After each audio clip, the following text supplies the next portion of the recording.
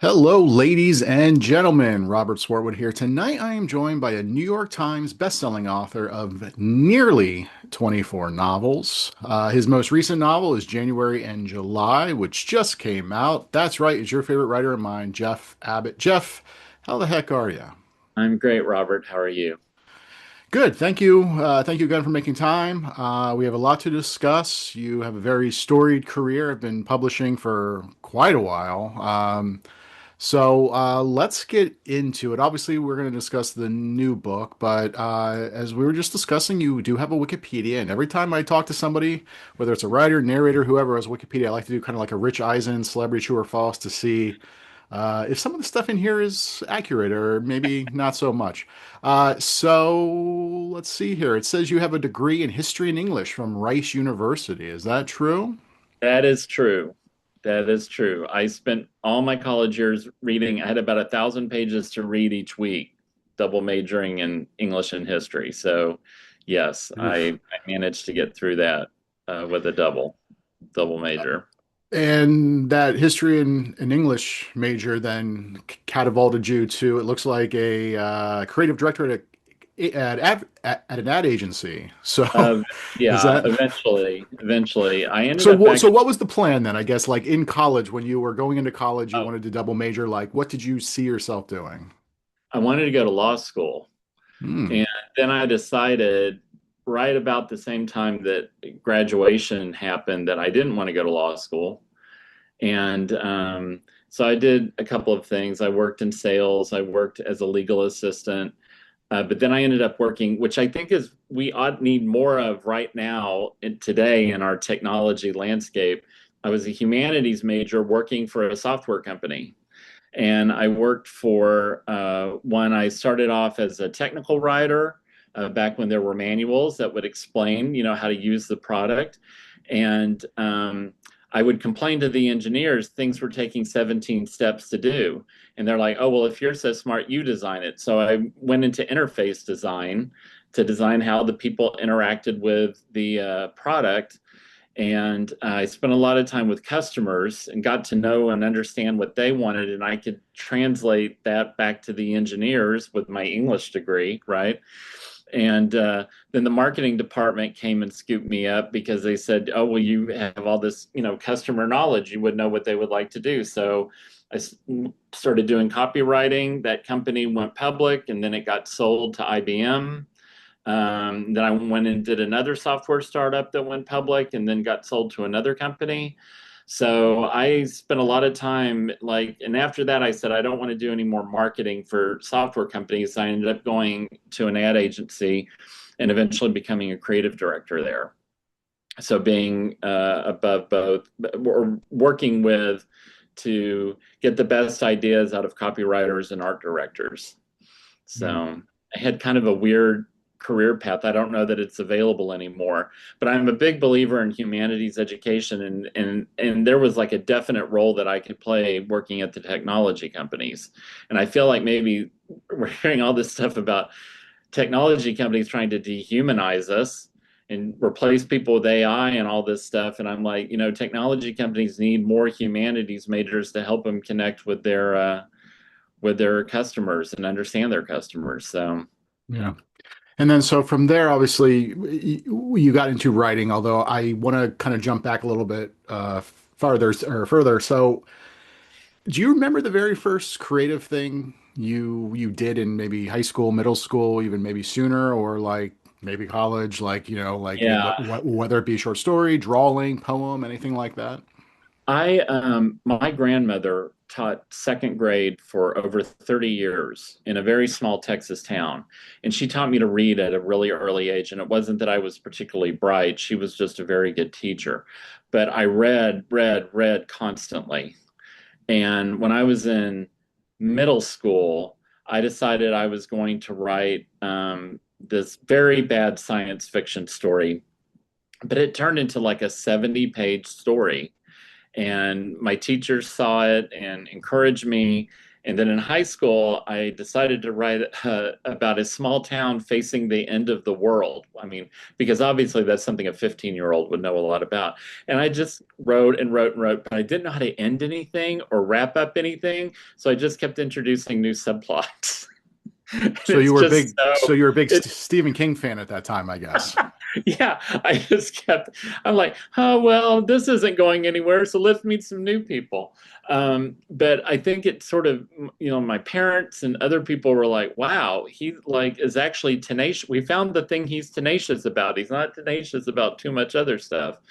But that was like sort of really the first times that I remember. And these were just handwritten in a spiral notebook. They finally got me a typewriter, I think my senior year of high school. This would have been before you really had a lot of people having home computers. Yeah. I think the Macintosh came out my senior year in college. So So they thought, well, I don't know if he's any good, but he's at least producing a lot of words. I So, was so what were you loquacious. reading at that time? Was there anything that was inspiring you? Like, do you remember who you were reading? Yes, I was reading a lot of Agatha Christie. My grandmother would take me to the bookstore and I'd get to buy two paperbacks at the mall, right? And somehow got hooked on Agatha Christie and like Death on the Nile, and then there were none. And then I was reading a lot of Star Trek novels because I liked those. And then I was reading a lot of Stephen King, who my I would get quite frightened as a youngster reading a Stephen King book, and my dad would be like, "Oh, I can. There's nothing to be afraid of. I'll read it. You'll see. There's nothing to be afraid of." And of course, he read the scene like in Salem's Lot with Danny Glick coming through the window, and he couldn't sleep for 3 nights. So after that, my dad said, "I'm not going to read the same books that you're reading." But I did. I liked a mix of a lot of things. I liked sci-fi, I liked horror, I liked mystery. And so, did you ever finish this story that you started? Oh, oh, no, no. Do you still It's have it? Do you still have those I those think notebooks? Or no, I think my mother still has them. I'm glad I don't have them because we lost our house to a fire about 9 years mm, ago, and I would have they would have been lost in that. I think she has them boxed up somewhere, and it's they were so bad. They were just so bad. But it felt like something lit a fire in me, and I thought, okay, this someday I'm going to try to figure out how to do this and how to make it work. So. and then, like in college, had you continued writing short stories, novels? I mean, was there still a little bit of that drive there to tell stories? I would say the things that I was interested in writing were not things that were taught in creative writing courses in college, where I feel, well, especially at Rice, I feel like it was sort of more of a bent towards modernist, literary fiction, and not so much like, oh, I want to write mysteries or I want to write science fiction or something like that. I think that would not have fit in with the syllabus. So I never took a creative writing course. And then when I graduated, I started to try to write like a coming of age novel, about a recent college graduate, because that was what I knew. And it just kind of wasn't going anywhere. But at the same time, I was reading tons of mystery and crime novels. I'd moved beyond Christie. At that point, I was reading Hammett and Chandler and Dorothy Sayers and Niall Marsh and all these people. And we have a really good mystery bookstore in Houston where I was living right after I graduated. And Sue Grafton came to sign. She was signing C is for corpse. That's how long ago this was. Wow. And I went to the book signing, and she was just like so great. She was just a really encouraging speaker, and she was super gracious with everyone in line. And I didn't have enough money to buy C is for corpse in hardback. I bought B is for burglar and paperback. And I just asked her, like, if someone wanted to write a mystery, what advice would you give them? And she said, read as much as you can. Read, read, read, read widely, Yeah. and nourish your mind with what's come before. And I thought that was such good advice. And I remember I got home and I called my dad and I said, can I borrow some money so I can buy the hardcover of her books? And I went back and and he said, yes, I will. Go do it. I'll cover it.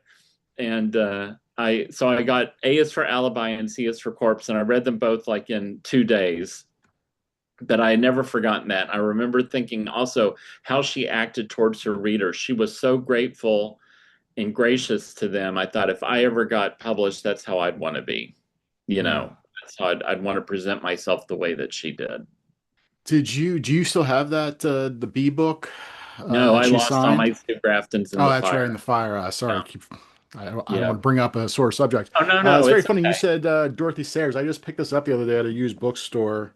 Huge, thick, the complete stories of Dorothy Uh, Sayer. It's like over 800. No, yeah, it's just about 800 pages of just yeah, yeah. just You as know, an aside. there are some things in her work that have not aged well. There are other things that in her Oh, work have been talk kind of about Agatha timeless. Christie, and then there were none. Oh, The true. original Oh, title yeah, for yeah, the book. I yeah, mean, yeah, that happens. terrible. But Well, actually, let's talk about Sue Grafton a little bit. Just in terms of a marketing standpoint, has there ever been a better marketing? You know what I mean? If you're writing a series, to do essentially the idea of we're going to do an entire series and it's going to go just A, B, like literally A, B, C, the entire yeah, thing.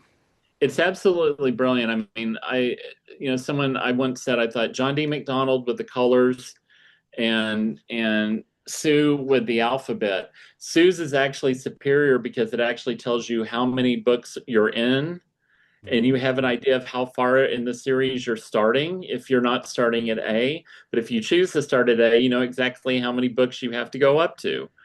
Um, and plus, she was just amazingly consistent. I mean, it's been 4 years since I've had a book come out, nearly 4 years. She had a book out every year. And I always think she was such a gateway drug for a lot of readers who kind of discovered her. She was an easy author to discover with the alphabet titles. The titles were easy to remember.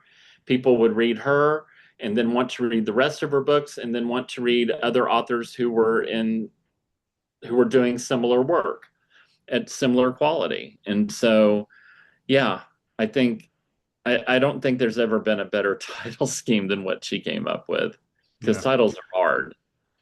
So, from what I can tell, your very first novel was Do Unto Others. Now, was that your first published novel or was that your first novel?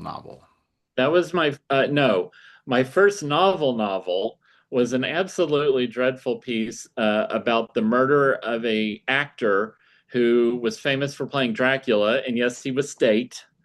And it was not a very good book, but I'd finished it. I'd managed to write a 400-page manuscript that I could finish and all the things wrapped up kind of nicely. But I couldn't get any agents interested in it. So my alma mater, Rice, had a continuing studies program. They still do. And they sponsored a writers' conference. And they had a manuscript contest where you could enter like the first chapter or first 20 pages of a work and have it judged by professional writers. And they had a science fiction and romance and they had mystery. And so I thought of entering in from the vampire novel, and I thought, no, I just want to try something new. So I wrote a opening chapter about a librarian who is accused of murdering a book burner inside the library. And we were having a lot of book banning that was going on at this point of time in small towns kind of between around Austin and Houston. And it wasn't like getting anywhere, but it was in the news all the time. And I thought, what if I had a librarian hero and I made him a man to be a little bit more unusual for that job in a small town is generally held by women. And I just write a small town mystery I could have some fun with. And so I wrote that chapter, and it won the manuscript contest. And the judges who were like Margaret Marin and Bill Kreider and Sharon McCrum were very encouraging. They said, you should send this to New York. And I said, I only have the one chapter. And They're like, you should finish it and then send it to New York. And so that kind of gave me a lot of rocket fuel to finish the book. And then I did get it in the hands of some people in New York, and we had multiple offers on it. Um, but I didn't kind of get there sort of in a conventional way. I got some very badly needed encouragement, kind of early on that maybe I was onto a good idea here. And so where were you in your professional career at that point? Like how old were you when this occurred? I was like 29, and I was working for the first software company, which was a very draining job. But I was basically getting up at 4 a.m. and writing until 7, because that way it was the first thing I did. It was a priority to me. I didn't say that at my office that this book was my priority for my creative focus. But I found, like, if I tried to write when I got home from work, I was either too tired or I wanted to do something with my friends. There's 1,000 reasons not to write, and I wanted to make sure that I did that first thing, and that really helped get the book done. And so you had written one other book prior to that, The Vampire. Did Yeah. you had you been writing any like short stories or anything along those lines too? Like I know sometimes some authors will also write some short stories, maybe try to get them published in magazine because especially back then, I mean, unfortunately it's not as popular, but like Ellery Queen Yeah. Mystery Magazine, Alfred Hitchcock, there were a lot of actual prestigious mystery magazines Yep. that sometimes some writers use as like stepping stones to basically get maybe the attention of agents or editors. I did not do that. I never wrote a short story until after I had had a couple of novels sold. And then I started getting approached to to contribute to anthologies and such. But I did not write. I didn't. I was smart enough to use that as a stepping stone. I was just trying to get a novel done. Yeah. But I know many, many people who have taken that approach and started off with short stories because frankly, I think short stories are really hard to write, but it is an easier commitment than trying to tackle a novel. But Yeah. I was just, dumb boy. I was just thought I'd get a novel done. And so, Due Unto Others, it won the Agatha Award for somebody who grew up reading Agatha Christie. How big was that? That was huge. I think I was the first man to win for a novel. Um, there have been people nominated before, but I think I was the best man to win for best first novel. I'm positive of that. And that was just crazy. I mean, it's very weird to, like, the first time I went to conferences, I didn't know anybody. I put a copy of the manuscript in my luggage in case someone wanted to take it. I mean, no one wants to take your manuscript, lugging around with travel. I just, I didn't know anything. I'm kind of generally an introvert. I'd have to force myself to go up and introduce myself to people. Um, but people were very kind and very welcoming, it's for people who like to read about bloodthirsty criminals. It's such an incredibly nice group, Yeah. for the most part. So, yeah, I just was, at that point, I had gotten a 2-book deal for for the sequel for Doing to Others. And so I was already, working on the next one, and it definitely helped to win the award, but it also kind of felt like it increased the pressure too. There's always, sort of the good and the bad of something like that, but it was all for the good mostly. Yeah. Right. So it was a two-book contract. So from the start, did you know when you wrote it, did you think, okay, this could potentially be the first book in a series, or was it because oftentimes, series start out as standalones. I mean, the Harry Botch series. Connolly had said before he intended the first novel to just be a standalone, and then his editor is like, I think you can keep going with this, and that happens for a lot of authors. I mean, how did it like? Yeah, how did you approach that in terms of because you ended up doing what, 4 books in that series? I did 4 books in that series. Yeah. Um, I had always kind of hoped it would be a series. I loved reading series. From hard boiled to soft boiled, I was a series reader.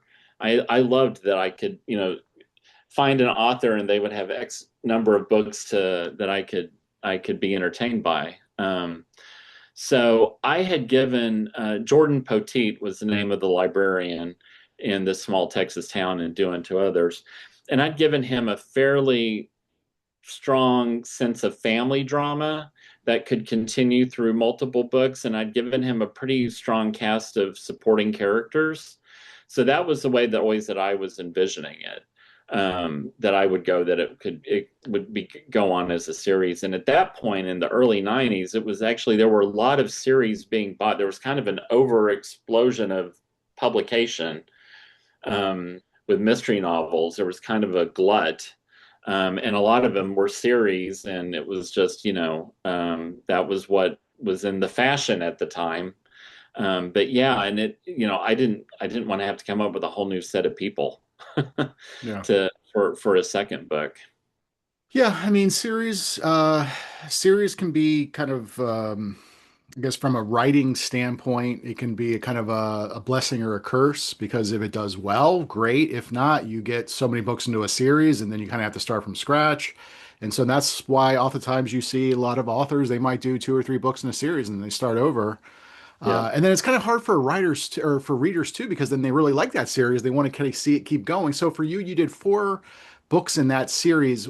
Was that just you kind of at that point felt that you weren't, you were kind of done the characters, or was it more of a publishing decision? Is it anything maybe you would um, come back to in the future, perhaps?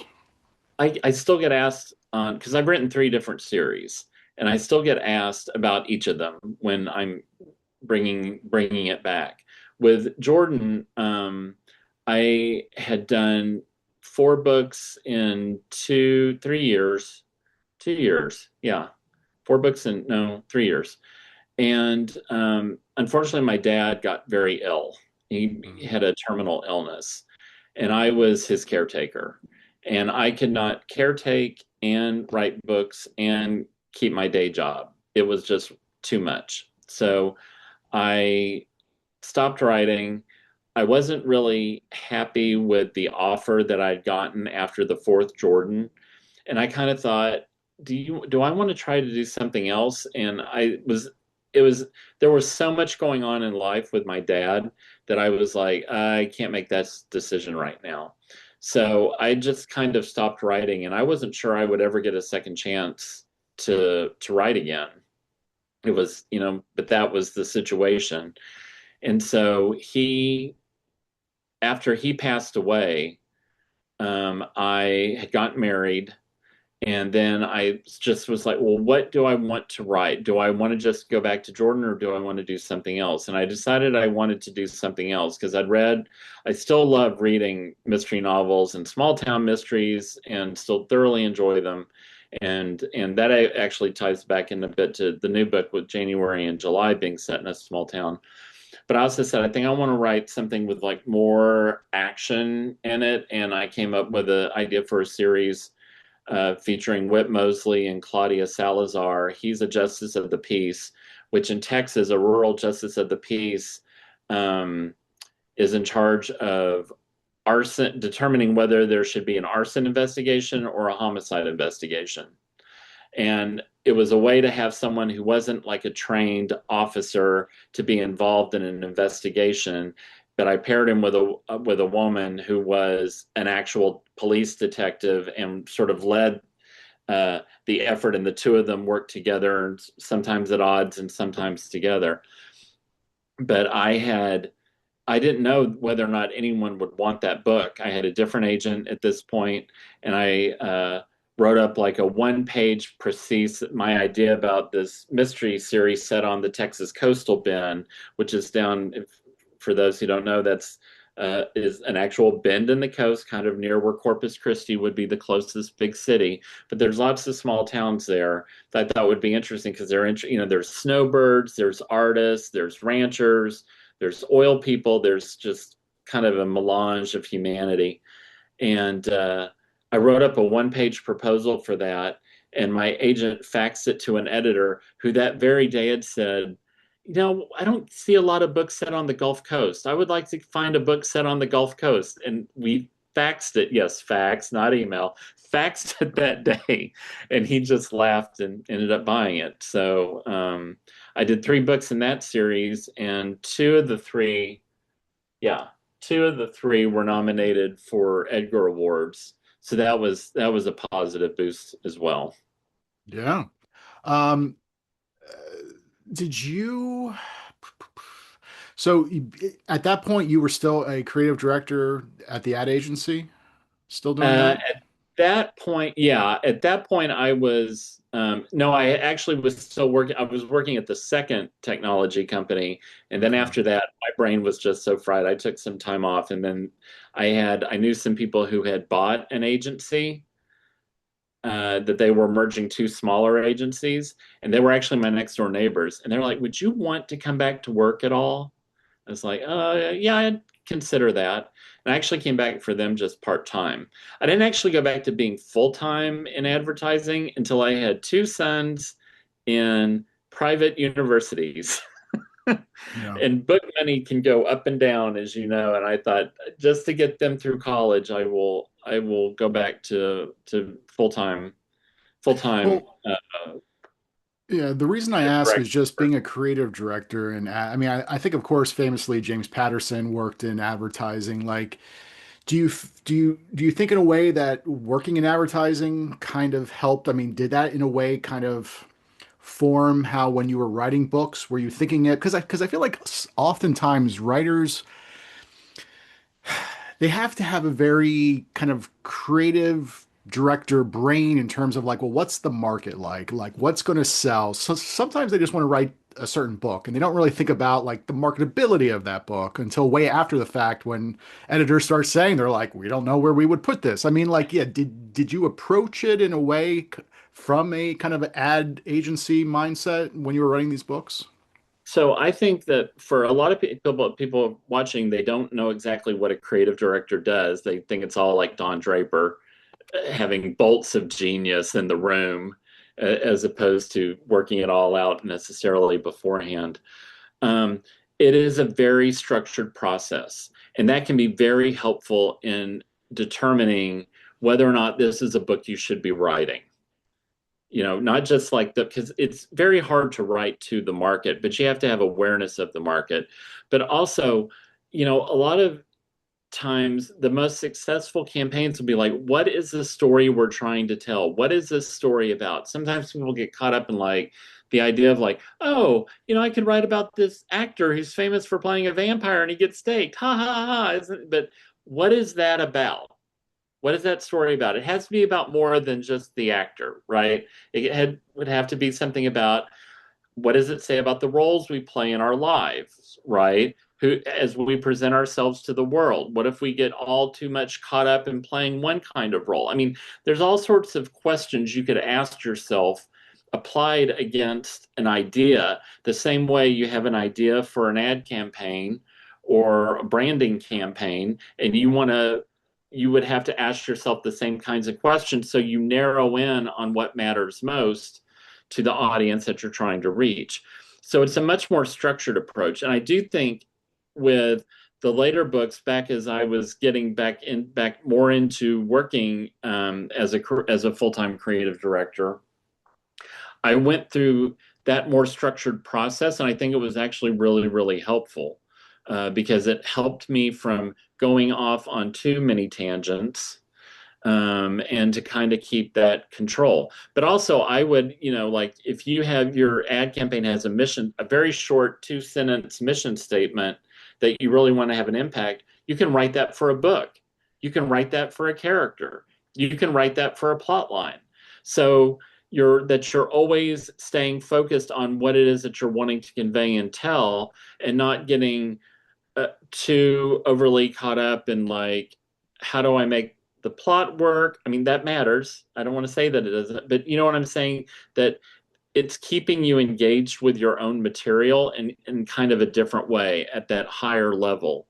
And I think that can be super helpful. Yeah. Well, I so should write the Creative Director's Guide to Novels. There you go. Would So anyone buy that? the Whit Mosley series, you did three books in that, and then again, was that one of those things where you felt you could have kept going, or did you kind of feel that at that point the character just it was at a good place to kind of put a pin in it? Because I believe your I next one was a standalone, correct? The next one was a standalone. That's correct. The next one was a standalone called Panic. And I had done the three Whit Mosleys, and my editor said, "We would love to, we would love for you to do another Whit, but you had an idea about a standalone?" And this was about the time I think Harlan had broken away from doing the Myron books and was starting to do standalones, and Laura Lippman had started to do standalones, and the market was shifting slightly. What we'd said before about the market being geared towards series, now it was starting to be geared towards standalones. And weirdly enough, I had had a dream. I'm not a dream. I had had a thought in the shower, which was the quietest place with toddlers in the house. Uh, for a standalone novel, someone comes home, finds his parents murdered, people start trying to kill him. He has to solve the mystery and find out what all is going on. So I'd had that idea, and I hadn't done anything more except write it down in my notebook right after I dried off. And I was like, well, this isn't something I can explore right now. I have to do another. I'll be working on another wit. And sure enough, I said, yes, I have had an idea for something that could be a standalone. And I wrote that, and that was Panic. And I had sort of the unusual experience of having my books be bestsellers in Europe before they were bestsellers here. But Panic took off in a huge way in Britain, um, was on the bestseller list for months there and in Ireland, and then immediately started selling into other European countries. And it just did sort of moderately okay over here. But after that, then it was like, okay, I need to stay on the standalone bandwagon because this is way, way outperforming what the Whit Mosley novels were doing. So. Yeah. Let's talk a little bit about before, because of course we're going to get to your Sam Capra series, and then into the new one too, because you really took a different turn, I guess, where you started getting more into spy thrillers. So from like small town detective to spy thrillers. But let's talk about the process aspect there. You said before something that you have these ideas, you'll write down an idea. Are you, and again, I always hate the term, but like pantser, plotter, are you somebody like, how do you have you approach typically when you're working on a book? And has that changed over the years from back when you did that, that unpublished manuscript? Has that changed over the years? Like what has, yeah, just, yeah, can you talk a little bit just about Yeah, process, how sure. you approach writing a book? So when I first started writing my first few books, what I would try to do was write down what I thought each scene was going to contain on an index card. And then I had a stack, so I'd have this nice stack, I have to raise my hands, nice stack of index cards that were sort of my lifeline, my guide as I was writing. So I would write a scene, I would flip the index card over. Don't I make it sound like fun? Not sure drudgery, but then write the next scene, flip the next index card over. Then I discovered about two-thirds of the way I wasn't flipping index cards anymore. I was just writing. I was just writing the scenes. And so I might have had that mental from having written it down on a card. I might have that mental guideline or boundary of what it was going to be. But I was having so much better ideas once I was in the throes of writing it, writing the book, that felt stronger, ideas for scenes that were better or where scenes could be merged or eliminated or what have you. So I sort of gave up the crutch of the index cards. I started writing out, and then I also found once I was published, sometimes publishers wanted a more detailed outline. I couldn't send them a stack of index cards, but I would write out kind of my usually this is funny for the editor you might do one that's like 5 pages for the sales execs and the 1 page, right? Yeah. I think they could read 4 more pages. They work in publishing, but I would outline the books that way. So I'm not like a complete pantser. I mean, I know like Connolly and Harlan will just sit down and they'll start saying that they're writing. But I feel like their first drafts are their outlines of that in a way Well, because Harlan, I mean, going back to you mentioned before, and I know you're friends with him actually, because I want to talk about like when which was your very first book that hit the New York Times list? Because I don't know why in the back of my mind adrenaline. was that the one that he had featured on like the Today Show? It was a pick. He and Jennifer Weiner got to pick 5 books for summer reading, and I was one of the books that he picked. That was on Thursday. On Tuesday, Good Morning America had picked it as a summer read as Hmm. well. So I Okay. had the Today Show and Good Morning America in the same week, which was extremely helpful Yeah. um, to land on the list and to get started there. So, but Yeah, yeah, it's the absolutely. first Sam Capra novel. So and a great way to do a series launch. But like, well, like at least Coben will talk about how it's like for him like like a cross country trip. He Yeah, knows he knows where he's starting. He's going to be in New Jersey, and he knows where he's going to go. He's going to go in California. But like yeah. what happens along the way, at least he kind of has that vague idea of where he thinks he's going to be going, what he thinks that ultimate twist might be. I mean, is that the same for you, where you typically, or is it more like like a Jeffrey Deaver, where I mean, it's like a 50-page outline before you start No, writing? I'm between those. I do like to have more of a blueprint than what Harlan likes to have. I also think Harlan has sat on the couch and thought the story through Yeah, before he starts to write, so he may have more cogitated on it more than he says, but I don't know. You know, sometimes I'll say, "What do you?" It's like he's on the couch watching The Simpsons. He's not working at that point, but um, I try to, and because my publishers have wanted them from me, I do have an outline that I write. Now, I might cheat and say, suddenly so and so finds the clue to solve the case. If I don't know that for the outline, that's something for future Jeff's problem, that I'm going to have to figure out. But I don't want to start. I don't want to start entirely if I have an idea for an opening, I might write that out, but then after that, I'm like, okay, where does this go? Because you have to answer a lot of questions and figure out how you answer those questions and reveal that to the reader moving forward. But I don't write like a super detailed outline like Deaver or Elizabeth George, who, write these extremely detailed outlines because I just tend to find once I want to still be surprised a bit by the characters. Sometimes characters that I think are not going to be very important get on stage and assert themselves, and I want them to have the freedom to do that. Or also, I may get a better and stronger resolution of an idea than what I had in the outline. And when I turn in the book, if it doesn't match the outline that they've seen before exactly, they have never once complained. yeah, They've been fine with it because I think they understand the process. But there's no one right way to do this. It's what yeah. works for you and your imagination. And, because I have people who will ask me, how do you write a book? And they're like ready. It's like stenography. They're ready to write down everything that I said. Like it's like, the treasure map. And I'm like, but that's what worked for me on this book. You want to be sure that it works for you. Yeah.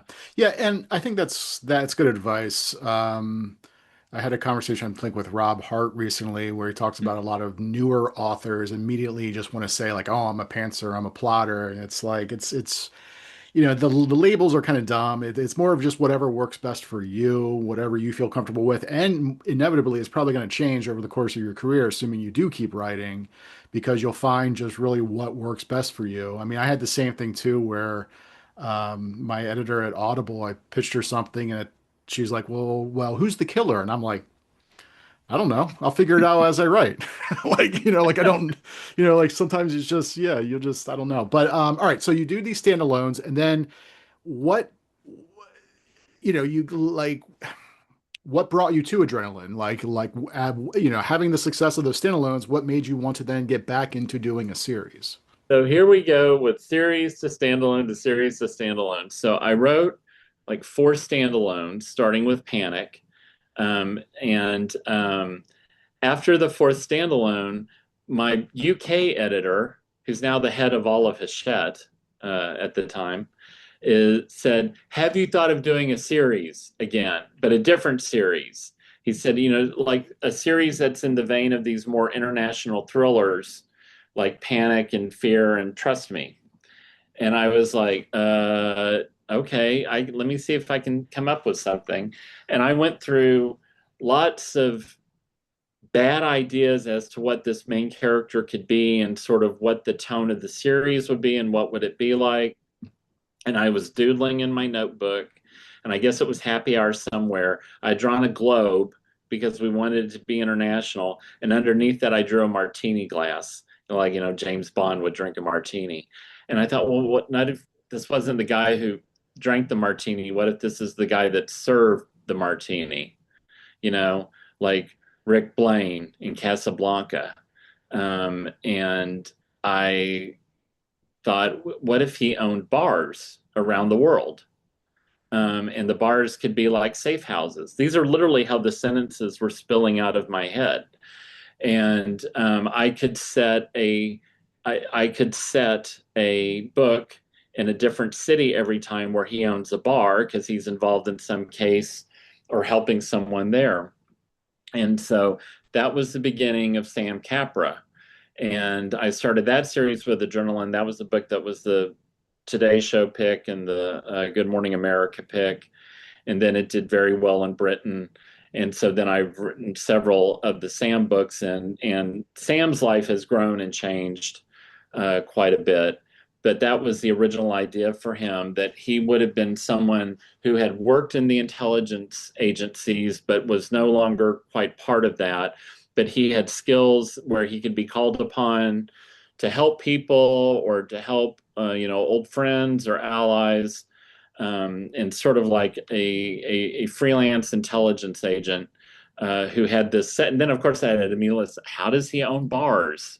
How do you acquire all these bars? So those are like some of the questions I had to figure out how to answer in the course of the story. Um, but those books have been great fun to write. But that was how I got back into that. Was I guess once you've done a certain number of standalones, people want you to do a series again or go back and write it, because that happened later on. I wrote some more standalones after the first four Sams, and then I got asked to do another Sam, do another Sam. So So when you're writing a series, how do you kind of create like a Bible for that series of all the character lists so that you when you jump back to it, you can kind of easily see like, oh, or is it just something in your mind? you Especially need a with the Sam Bible. Capra series, you have a lot more title, you have a lot more things that you want to make sure because it's always difficult. I always feel like you don't want to kind of like necessarily plagiarize yourself, but you don't want to put your character in a very similar situation that they Yeah. were like 3 books prior. Oh, and it's just like basic stuff too. I'm embarrassed. Like I had a one continuing character had the wrong color of eyes in one book. Just one book. I guess Mm. maybe they're wearing contact lenses, but just like I needed to, like keep physical descriptions like, and with Sam, he gets into a lot of fights. I mean, he's basically, Jason Bourne with a baby Bjorn. Uh, uh, you know, what were his injuries? How long did it take him to recover? How many guns did he have? Just stuff like this, continuity just within the books, not just across the series. Yeah, there is. I was also adapting um, Panic for Harvey Weinstein at that time for a television show, and they showed me examples of Bibles they had created for different shows, Peaky Blinders or Marco Polo or what have you. And I was like, yes, I have to have that for the books. Um, but it's a headache to maintain it. But yeah, it is something I think that's very valuable to have. So you were adapting a little bit. So had you done screenwriting? I mean, at that point, what made you want to try your hand at that, or had you already been playing around with screenwriting? I had not really been playing around with it. The month before Panic came out, my current editor was at that point Harvey Weinstein's book scout. And So he would find books to take to the Weinstein Company for them to consider for optioning. And Panic was a book that they took, they optioned it. They kept renewing the option for years and years and years. They had two screenwriters who tried to adapt it for feature film. They weren't happy with either of them. But then, kind of when Netflix came along, they decided to ask me to adapt it for a series. And so I was hired to write the story Bible, and which would also outline what the whole season would be, and then to write the pilot episode. And I had never done that before, but that was certainly a learning experience to do that, and then have that studio uh, uh, basically fall apart because of his crimes. And I had to Yeah. take them to court to get paid. Um, but yeah, the people who ended up acquiring the screenplay and the rights ended up paying me what they had been owed, what they had owed me Yeah. for the work. So Had you played around was that anything you wanted to pursue? Going back to Coben, he's been doing a lot more, being yeah, very involved in adaptations and stuff, and certain writers are, getting in more into adapting or doing their own, it original screenplays. yeah, it's such a completely different business. I mean, there were some things I enjoyed about it. There were other things that I didn't enjoy about it. Um, but I've had a number of the books optioned. Yeah. You kind of made a face there. Well, no, I mean, just like I always say, like publishing is a terrible business, and film and TV is even worse. Yeah, So yeah. it's I one of mean, those, yeah. there was just, yeah. I mean, I'm pretty sure I made the same face that you made a minute ago at different points in time. Like, oh God, what is this? But I've had a lot of things optioned. Nothing has made it to the screen quite yet, but I've had a number of things optioned. And there have been times where I've just said, you know what, I'm not going to renew an option. I'm just going to take it myself and I'll adapt it myself. I just haven't found the time to do it with the commitment for book writing. I mean, a lot of time the screenwriters have nothing, they are focused solely on that one job, and they're not juggling other things. And some of them are juggling many things Yeah. because they're also producers or what have you. But Um, I'm open to it, but I don't. I also kind of like I don't have illusions about how difficult it is. yeah.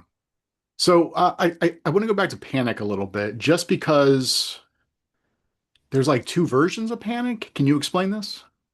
Yeah, Panic did very, very well in the UK, and my editor at that time was always kind of looking for new ways to leverage audiences.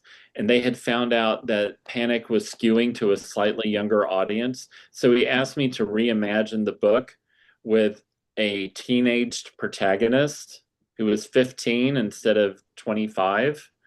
Um, and it was a much bigger job than I thought it was going to be to do that, because it really, you change one thing, there's this massive ripple effect. So but I did it, and there were actually ideas from that I could apply to the television Bible series, because in some ways there I had to simplify the story, because a 15-year-old cannot do all the things that a 25-year-old can do. They're going to have to find other ways around it. So the YA version was called Panic: The Ultimate Edition. It was only sold in the UK. You can't get it in the US, but it was a lot of fun. I learned a lot in doing it. But yeah, that And was wasn't Panic something I'd seen on my radar that I would be asked to do. Would be to rewrite a successful novel for a younger audience. and was that successful enough for the publisher? Like, yeah, like were they happy with the Yeah, they seemed to be happy with it, but it wasn't like something we were going to develop into a series. yeah. I think it was kind of like, let's see how this works, and it worked okay. And maybe they had other people do similar things, but um, it was. I always felt that it was going to be a bit confusing with the two books having the same name, whether or not it said the Ultimate Edition on the cover or not, because that could just sound like, oh, it has notes or commentary or other things in it. So. Well, speaking of the title, I mean, was that your title? Was that the publisher's title? And like, what has been your ratio throughout the years of titles? I mean, because some authors are very precious about their own titles. Other ones are very much like, the publisher can do whatever they want. Panic was a title that an American editor who worked with my editor, but was not my editor, suggested in a committee meeting, and we loved it. And they loved it in Britain, and I loved it because it was easily translated, into panique, panic with a K, panico. All these European translations kept the title panic, and it's just one of those words that worked out really really well. But like January and July, which I want to get to because I don't want We're us gonna, to run out of we're gonna get to it. runway. We're gonna get to it. Uh, January and July came, I came up with that title, and this is probably one of the few titles I've been precious about because they were like, well, is that really what we want to use? And I'm like, I can't conceive of a different title for this book than that. So most of the time, I'm really open-minded. Like things like ambush of widows, that's the collective noun for a group of widows is an ambush. When I saw that, I was like, that's the title, you Hmm. know. But with the other ones, I've been very open to like, either friends have suggested titles, my editor, my agent, someone else at the publisher. I'm pretty open to, it's like whatever's the best title, then I'm fine to go with that. But as soon as I heard Panic, I was like, oh, that's a really good title. Yeah. And we are definitely going to get to January and July. We might go a little bit over if that's okay. But Okay. because I just want to keep going here about we had some standalones and we had the Sam Capra series, and then you started doing some standalones in between the Sam Capra series. Like how what was that decision making there? Because the thing about series oftentimes too is it's almost ideally you want to have like one a year. The readers really get like, okay, there's a new, this year there's going to be a new book. I know. And then sometimes if you go too long in between one of series Oh, books, yeah. Well, and it was like, I think I sort of had envisioned in my mind, I would like to do kind of like what Michael Connolly had done, and do a Bosch book, do a standalone, but then all his standalones turn into series because he really likes revisiting his characters, which I understand because they're great characters. Um, but it seemed that I would write a cluster of books in the series, and I would write a cluster that was a standalone, then I would try to go back to a series. And so that wasn't particularly bright of me. But it was also I was kind of doing what my publisher was asking for, because I think they were feeling like, okay, series are doing better now, standalones are doing better. So I don't know that we would have a discussion about it, but it was always kind of me acquiescing to what they were asking for. Um, because I feel in a lot of ways they are a client, back to the advertising, they are paying me, so they are a client. My readers pay them, but the readers are kind of the ultimate clients because there's a lot more of them. Um, so yeah, I don't know that I would do that same pattern again of standalones clumped and then series clumped, but that's just how my bibliography has gone. So, and then over the years, I want to go back to before you said you were putting scenes on note cards. It put me to mind of I think it was at Thriller Fest. Was it 2 years ago when Patterson was there? He was being interviewed by Hurwitz, and they kind of got into the whole thing about how, James Patterson's very well known for just, the short chapters. And Patterson was like, I don't really think of them as chapters. I think of them as scenes. mhm. And so for you, like when you are writing, do you try to write so many pages a day? Do you try to write a chapter a day? Do you try to write a scene a day? Like how much what is a successful writing day for you? 2,000 words a day is a successful day for me. And I've had days where like 500 words, and then am looking at dental school because dental school would be easier or something. Um, 2,000 words, I think, is a good balance for me. It's a good thing to aim for. I may not hit it every day when I'm drafting, but there will be a lot of days where I pass it. So, and then when I've been trying to get a book finished, there have been days I've written 8,000 words, and my hands are cramping up. So I do really try to do it by word count because I don't want to just do a scene a day. I would like to get more than that done because my scenes tend to be short for the most part. Yeah. So, all right. So, Trader's Dance came out in 2022. That was the last Sam Capra book. And then now we have January and July, which just recently came out. So, a couple years in between there.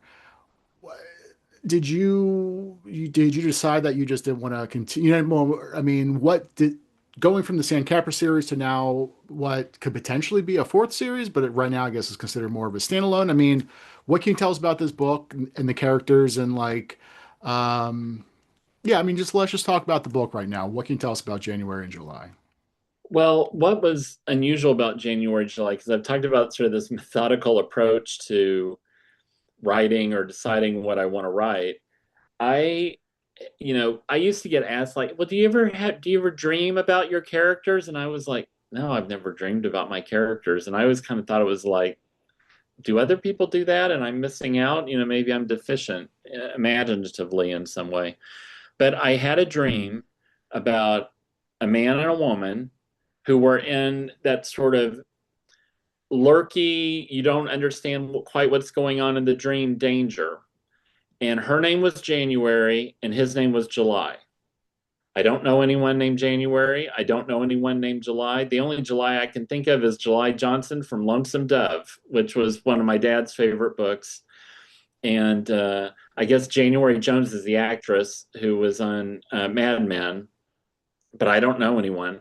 But January and July, those were their names. I could not have told you what danger they were in or what the problem was. And I woke up and I thought, well, this is just weird. And the phrase was stuck in my head like an earworm of, one of your pop favorites from the 80s. And it stayed stuck in my head to the point that I got a piece of paper and I wrote January and July at the top of it. And I thought, okay, who are they? If I can't shake them, then this is something that the phrase or there's something here nagging at me that wants to be told, but it doesn't know how to tell it yet. So I just started writing out, well, who might they be? What kind of situation could they be in? What are there ideas that I've had for earlier books that didn't come quite to fruition that I can apply to that? Maybe, it's fill in the blank with something that I've already thought of, right? And this went on and on. And I finally just wrote out this, and I had started to write the next Sam, but it wasn't quite working for me. And then I'd started to write another novel involving a character, supporting character from the Sam Capra universe. Because I thought, well, maybe I'll focus on that. And that wasn't quite working. And I was getting really frustrated. So then I had so I need to make this dream idea, whatever it is, work. And I actually, ended up kind of like diving in and writing with, because no publisher was asking for an outline for this yet because I hadn't told anyone about it. And I ended up writing three rather different drafts of the book. The third draft was the one that was the winner. But it was a longer process than what I normally had. But I never had to like go explore a dream before. I was like, I love Inception as a movie, but I kept was like, more, tell me more. If I have the dream again, can you please tell me more? And of course, I never had the dream again. But because I had to sort of unmask them slowly, and it was an arduous kind of thing for me, I got very attached to January and July. It's like, I spent all this effort on you. I'm gonna, I want something to come of it. And yeah, but I never had a book arrive from a dream because usually my books are like, what would be an interesting character for this situation I've thought of, or what kind of situation can I put this character in? And so yeah, and Blackstone bought it and I think very much thinking as a standalone. But I've already had people, reviewers and readers ask me, is there going to be a sequel? Would you write with these characters again? I'd like to know more about kind of their world. So we'll see if the book's been out for a week and a day, and if it does well enough. I know they've already gone back to print. If it does well enough, maybe we'll see a sequel. I hope so because I really enjoy the characters. Well, right. Can you talk a little bit more about these characters and the story Sure, in general? sure. Um, yeah, sorry, that kind of got a little belabored there with the process of That's all right. extracting, That's all like right. it was dental surgery. January Holt is a kind of a Nepo baby in the intelligence gathering world. She's mid-20s, very bright. Her boss at one point describes her as a tenacious bookworm, which is my favorite sort of description of her. And I think that's the kind of description a lot of readers, people who are like heavy rotational readers, like to relate to. Um, and she works for a very small secretive intelligence agency called the Annex, and she's an analyst mostly. She's not a field operative, but something goes wrong during an operation where she gets thrust into the field and she screws up very badly. And this is particularly tough because I said she's a Nepo baby. Her mother is kind of a legend at this agency for being an incredibly effective administrator and agent. And she knows January has really screwed up. And her boss gives her a chance, gives her a job that could redeem her. And it's going to be digging through files, trying to find a paper trail or a financial trail to someone who may be leaking or selling information out of the agency. And, trying to find someone like that is often like forensic accounting. It's not glamour, breaking into buildings and stealing stuff and what have you. It's like she's got had to get her nose down to the grindstone, and no one can know what she's doing because anyone could be involved in the leak. So she finds the name of this guy named Bill Connors, who was an informant for the Annex many years ago, and he's been given a new identity. Think of him as being in witness protection, and he's been stashed away in this little river town between Austin and Houston called Lethe, Texas. So she heads down to Lethe to try to talk to this guy and see what he knows. July Whitlock is a former Rice football player whose life went off the rails when he got addicted to painkillers. And he didn't finish at Rice. He stopped playing football. His life has been kind of a mess. He's become a bouncer at a very hip nightclub in Houston, but he has gotten his bodyguard license. They have to be licensed in Texas. He's got his bodyguard license, and he has one client, a guy named Bill Connors, who he doesn't know very much about. But then Bill vanishes, and July has now misplaced his one and only client, his first client, and so he's got to figure out what happened to him. And he starts to play detective, and he also traces Bill back to Lethe, Texas. January's only seen him in Houston. So January and July both come to this one town that has so many secrets in it. As they're trying to find Bill, they start running into all sorts of unexpected dangers and obstacles and mysteries, and the two of them have to kind of work together to get towards a resolution. But it's sort of fun because it is drawing on characters who normally live in an espionage world, like an informant and an analyst, and putting them in a small town Texas setting. So it kind of, to me, it feels a little bit like going full circle. I wrote all these novels that had thrillers of ordinary people pulled into espionage or espionage agents like Sam Capra, but I started off writing those small town mysteries, and this has sort of brought all of that together in this one book. You mentioned before about the Sam Capra universe. Like, are your series and standalones, are they their own universes, or do you kind of have like your own, like Jeff Abbott, kind of like how Stephen King basically, like, all of his books kind of take place all in the same? They really could all be in the challenge is that you want to be careful about too much overlap between, especially because for television adaptations you don't want someone to option a book and then have a claim on a character that's in a Right, but different like, book like or in a Easter different eggs, like, do series. you ever have something that like may have happened in one book that gets, maybe for like hardcore, fan readers might notice, but again, like I'm not saying like everybody Yeah, is, linked with character wise, but just yeah. like, is it still like, is it still like the Jeff Abbott I universe?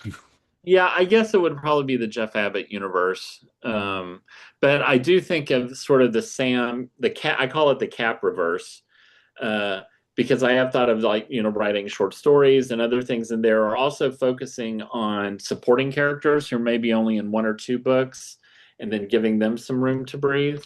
Um, but yeah, I don't, does that answer your question? I guess it's, Yeah. yeah. Yeah, it was just spitballing. So January and July is currently available in hardcover ebook. Now, my understanding there's a little bit of an audiobook it's because typically, I mean, especially Blackstone's an audiobook publisher first and foremost. So like, but the audiobook's not out currently, is that correct? It is an exclusive on Audible Okay. until September 9th, and then it will be on all the audiobook platforms. Okay, so the audiobook is available. It's just not everywhere Yes. currently. Yes, Okay. and Lauren Fortgang is the narrator, and she's done a tremendous job with it. I've already gotten emails from people complimenting me on her performance. I'm like, I will make sure she sees all those. But yeah, uh, yeah. So yeah, Yeah. it is an exclusive on Audible until September 9th, and then it'll be available on Downpour and Apple and all of them. Okay. Yeah, I mean, audiobook narrators, they make or break an audiobook, so they're very, very important. So, what usually the last question I like to ask people is what have you been reading, watching, listening to that you really enjoy that you would want to recommend to others? Lately, I'm trying to think about who. I'm a big Allison Galen fan, and I really loved her last two novels, The Collective and We Are Watching. I think those are super smart novels that Collective is kind of, dark. huh? I said Oh, the they're collective dark, is has a dark ending. but they're also really kind of hitting on something in the zeitgeist where we think about how do we relate to personalities online or in the news. That sense of ownership or investment in people that we all know about, although we live in sort of a fractured world. It used to be you would know about musicians or actors or actresses, and now you know about people who have behaved badly, or it's just kind of an unusual mix. But The Collective and We Are Watching are both so incredibly well written.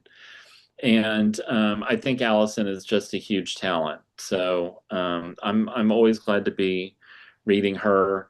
Um, I do a lot of rereading. I talked about Eric Ambler on. I do these things called Grumpy Old Man book reviews on Instagram, where I'm not actually that very grumpy. I'm usually like highly praise. I only like to do books that I really highly praise, but I like to complain about, oh, well, here I am spending more money, or they took away my time.